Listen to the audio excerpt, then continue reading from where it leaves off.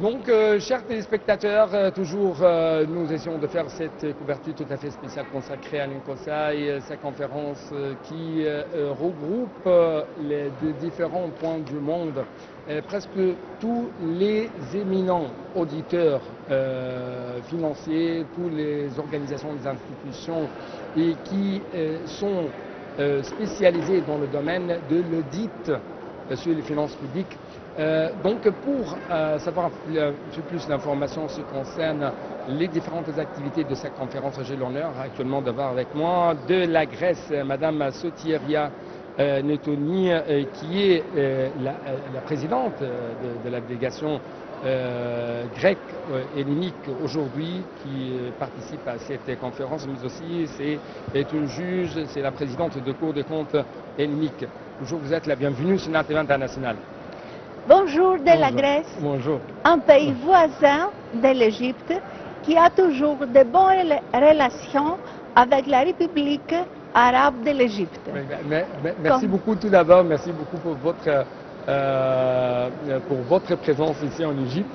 Je crois que vous avez des messages à lancer à l'Égypte et aux téléspectateurs quand même. Oui, vous avez écrit un message, n'est-ce pas?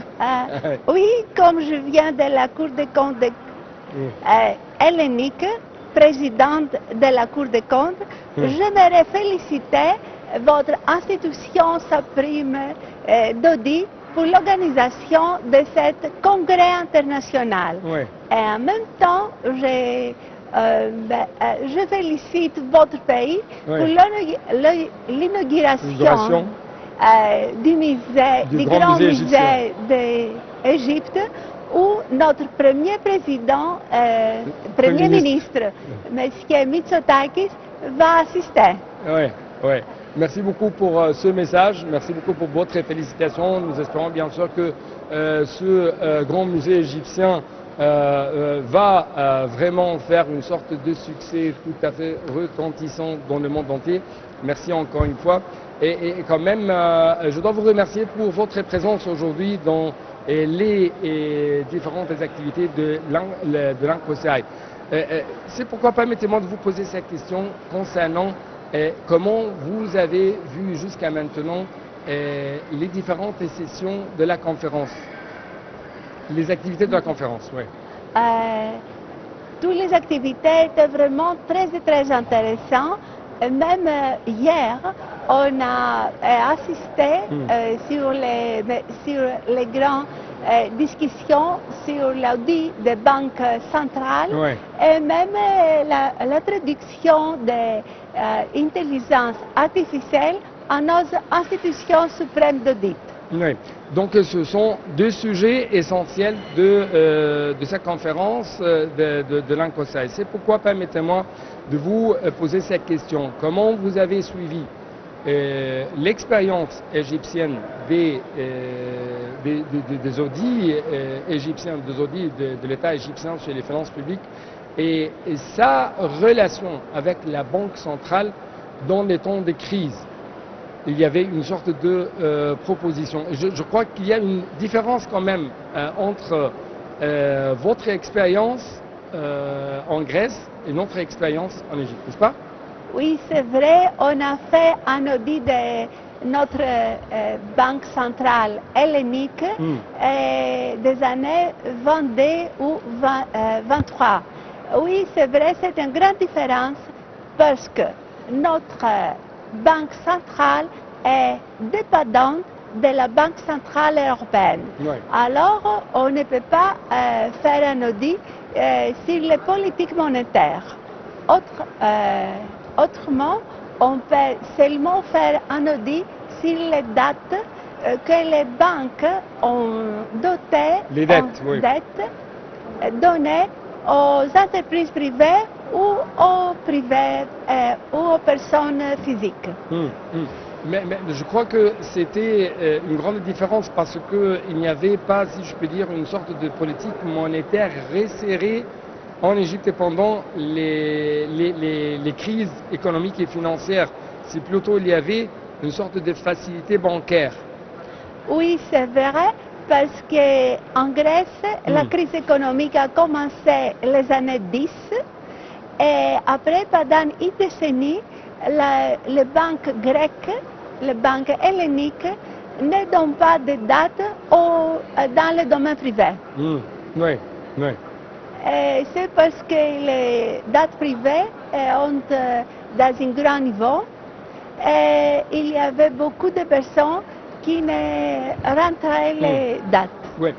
Il y avait un autre sujet dans ce cadre, c'est la relation entre les institutions d'audit sur les finances de l'État et la Banque centrale. Comment il y aura une sorte d'intervention de la part de vous en tant que des auditeurs et dans les travaux des banques centrales au niveau mondial et le fait de rendre les banques centrales indépendantes dans sa politique monétaire, dans leur politique monétaire. Oui, c'est vrai que notre banque centrale ne pourrait intervenir à la politique monétaire. Ne pouvait intervenir. Non, ne pouvait pas intervenir. Mais comment vous faisiez la révision? Comment vous faisiez, vous essayez de quand même désigner pour la prochaine période les politiques monétaires ou financières ou économiques quand même à adopter sur le terrain et si je peux dire, rendre clair l'image pour les décideurs dans la prochaine période? Oui, nous, comme institution d'audit, on fait seulement des propositions sur les emprunts des banques vers les domaines privés. Oui. On ne peut pas faire plus. Oui, oui. Je dois vous dire encore avant de clôturer cette interview très intéressante, comment vous, ou de quel œil vous observez et voyez les nouvelles technologies dans les domaines de l'audition sur les finances publiques? Est-ce que c'est un avantage ou une difficulté? Est-ce que c'est un défi qu'on peut transformer en tant qu'une opportunité fructueuse? Oui, c'est vrai que c'est une grande opportunité pour nous d'augmenter les bénéfices d'audit dans le domaine public. Pour le moment, notre Cour des comptes notre institution a déjà introduit un système informatique et maintenant on va introduire l'intelligence artificielle. Oui. Déjà on a fait dans le domaine du cours et on va faire dans les audits des finances publiques. Oui. Je n'aime pas clôturer cette interview, mais permettez-moi de dire que nous avons touché la fin de cette interview. C'est pourquoi Mme Sotira Netoni, la présidente de la délégation de la Grèce pendant cette session de l'Inconseil qui se tient actuellement à Sharm el-Sheikh, merci beaucoup pour de telles informations. Merci. Oui, c'est moi qui vous remercie et je vous souhaite un bon président Salih Tojai. Au revoir. Merci.